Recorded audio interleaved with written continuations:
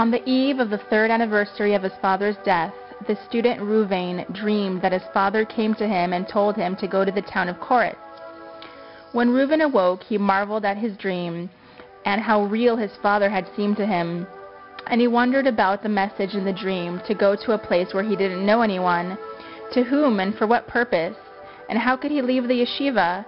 Surely they would forbid him to go on the basis of a dream. All day Reuven strongly felt his father's presence, and the next night the dream was repeated, except that this time his father told him to go to the town of Koretz for Rosh Chodesh, the festival of the new moon. Now Reuven realized that a decision must be made, whether to act on the dream or not. The dilemma resolved itself the third night, when the dream reoccurred, except this time Reuven's father told him to go to Koretz for Rosh Chodesh and seek out Reb Pinchas. After this third dream, Reuven decided that he must go no matter what. His father had compelled him. He understood that. And he wrote a letter to the head of the yeshiva explaining that he had left on business to claim an inheritance in Koretz. This, he reasoned, would be more acceptable to him than his father's command in a dream. Reuven took a carriage to Koretz. In the carriage were 2 Hasidim of that town. As Reuven listened, they spoke about Reb Pinchas. "It is said," said one Chassid, "that Reb Pinchas can read the thoughts of men." "That is true," said the other, "for I myself have heard of a man who came to Reb Pinchas when he was full of doubts that God could read his thoughts. When he knocked on the door, Reb Pinchas opened it and said, 'Young man, I myself know what you are thinking. And if I know, should not God know?'" And Reuven wondered what kind of man he had been sent to, who could read the thoughts of men. Reuven arrived only a few hours before the eve of Rosh Chodesh. Reb Pinchas greeted him and told him that he would be welcome to use the mikveh before the feast of the new moon that night. The young man thanked the rabbi and took his leave. He asked one of the servants where the mikveh could be found, and he was directed to a hut behind the rabbi's house. The young man walked to the little hut and stepped inside. He saw a stairway, but from the top of the stairs he could not see the water below. Instead, he heard a deep, warbling sound, like the call of an exotic bird. How strange, he thought to himself, that this calling seems to come from within the mikveh. Curious to see for himself, the student descended the stairs. Much to his amazement, the stairway was very long, much longer than any other mikveh he had ever seen. And he soon found that he could neither see the top of the stairs nor the bottom where he stood. He feared that something strange was taking place, as if he were descending from one world into another. Surely, he thought, no stairway could be this long. Each step of the way, the noise from below grew louder. Soon he could make out a cacophony of forest sounds, birds whistling, wolves howling, and the wind shaking the trees. He wanted to turn back, but he controlled himself and continued on. Surely, he thought, I am almost there. At last the student reached the bottom of the abyss, but he found no sign of a mikveh.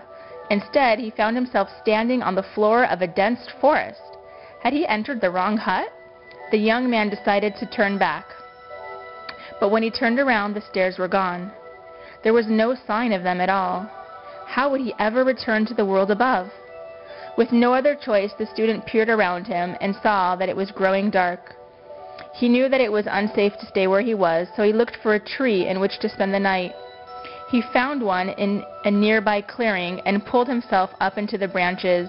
He was comfortable, but he knew that he must not fall asleep or he might tumble to the ground. When it was completely dark, a band of robbers came into that clearing and made a campfire not far away from the very tree onto which the student climbed. He was well hidden in the branches, but he was terrified that the robbers might find him and strip him of everything, perhaps even his life. And it was true that they were a vicious band, for they bragged about their exploits, how many men they had killed, and who among them was the most ruthless. They bragged half the night until they fell into a drunken sleep. And all the while the poor student trembled in the tree, holding his breath for as long as possible, and then breathing very quietly. When they were asleep at last, the student was exhausted. He would have loved to sleep himself, but he knew that his life depended on remaining awake. So it was that the student in the tree saw a serpent slither toward the branch on which the robber's wineskin had been hung, still open. The snake slid inside the wineskin and stayed in there a long time, filling itself with the wine, until it was so engorged that it spit up the wine, mixed with its own poison. Then the snake crawled out and disappeared into the forest. When the robbers awoke in the morning, the student watched them take swigs of the wine. Then, one after another, they began to choke from the poison, and soon they all lay dead on the ground. Now the student carefully lowered himself from the tree and made sure that every one of the robbers was dead. Then he looked for something to eat. In one of the robbers' bags he found a loaf of bread, but mostly the bags were crammed with stolen riches, with gold and silver and jewels of every kind. Reuben emptied bag after bag onto the ground and was amazed at all they had carried away. But when he shook out the last bag, he could feel that it had a false bottom. He took a knife and cut it open, and all at once a shining object came tumbling out, a round, glowing jewel. He held it up and turned it around, but try as he might, Reuben could not see the source of the light inside. Surely, he thought, that was a priceless treasure, and he recognized that such a precious object could only be owned by a king. Now this student cared little for material goods. His concerns were those of the spirit. He would not have minded leaving all the gold and silver behind, but he could not abandon that glowing jewel, so he put it into his own bag. Then he buried the robbers and said a prayer over their souls, for surely they had found terrible punishments for their evil deeds in the world to come. And then he went on his way, going in the direction the robbers had come from, in the hope that he would find a city or town of some kind. And he gave thanks to God for letting him survive that dangerous night. Little by little, the faint path he followed became well-worn, and that, in turn, led him to a road wide enough for the king's horse and carriage. Soon he reached the gates of that underground city. There the student saw that the people of the city were dressed for mourning, and he asked a young man passing by what had happened. Two tragedies have struck our kingdom at the same time. First, our king died without leaving any heir except for his daughter, the princess. And second, the king's enchanted jewel was stolen by thieves. Now this glowing jewel has always revealed who will succeed the king, but now no one knows where it is. Even so, the princess has declared that she will marry whoever brings that glowing jewel to her, for the jewel has always succeeded in reaching the one who was destined to be king. For that jewel is guided by the hand of fate.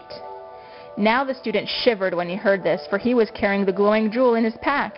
He took leave of this man and set off for the palace. And when he reached it, he asked for an audience with the princess, saying that he had news of the glowing jewel. When the guards heard of this, they took him to the princess at once, and he was overwhelmed by her great beauty and by the wisdom and radiance of her eyes. "Tell me," she said, "what do you know about the jewel?" The student was speechless. He pulled out the jewel from his pack and gave it to her. The princess looked at him with amazement and said, "Then it is you who is destined to be my husband, and you who are destined to rule. But how did you come into the possession of this jewel?" So the young man told her of his night in the forest and all that he had witnessed. He offered to lead guards to that very place to confirm his account and to recover the other items that the robbers had stolen along with the glowing jewel. This was done, and the guards confirmed everything he had said. So it was that the wedding took place, and the young man, who had been a poor student, now found himself a great king in an underground country. Now the young man ruled using the principles of the rabbis, as he had learned from his studies of the Talmud, and the kingdom flourished. So too did the young man fall in love with the princess, now his queen. Together they had 3 children, 2 boys and a girl, and he loved all of them as much as life itself. Then one day it happened that there was a sudden downpour that grew into a great torrent. A great wave washed through the palace and carried the king out an open window and carried him away from his family forever. For a long time the current carried him further and further downstream, and suddenly it thrust him into a great whirlpool. As he was pulled down, the young man was certain that his life was coming to an end. Still he fought against the whirlpool and tried to raise himself to the surface as best as he could. All at once the young man found himself above the water, and he saw that he was standing in a mikveh. That is when he recalled descending the stairs in search of the mikveh just before coming into the underground forest. Now he looked up and saw a short stairway nearby, with no more than 10 steps. He climbed out, greatly confused, and stumbled back to the home of Reb Pinchas. The moment the rabbi opened the door, the student burst into tears and asked the rabbi how long he had been gone. "Why, no more than an hour," said Reb Pinchas. Then the student told the rabbi of all the years that he had lived through since he had gone into the mikveh, and he poured out his heart and begged the rabbi to explain how such things happened to him. For it seemed to him that the world had been turned upside down. Reb Pinchas said, "Let me first introduce you to my daughter, and then I will explain." He called forth his daughter, and when the student saw her, he almost fainted, for she was the very princess he had wed in the underground city. The rabbi saw that the young man was overwhelmed, and he quickly said, "Listen carefully to what I tell you. I learned from a heavenly voice that it was you who were destined to marry my daughter, and when you arrived here, I recognized you at once. That is why I sent you to the mikveh. For in this way you traveled the path of your own destiny, and now you can understand that you are indeed destined for my daughter." So it was that the young man married the daughter of Reb Pinchas, and they loved each other as if they had already been married in another life.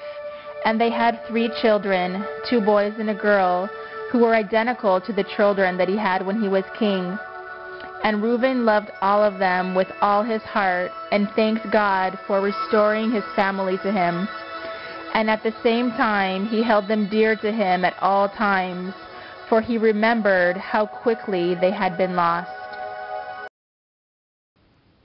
This story comes from Gabriel's Palace, Jewish Mystical Tales, selected and retold by Howard Schwartz.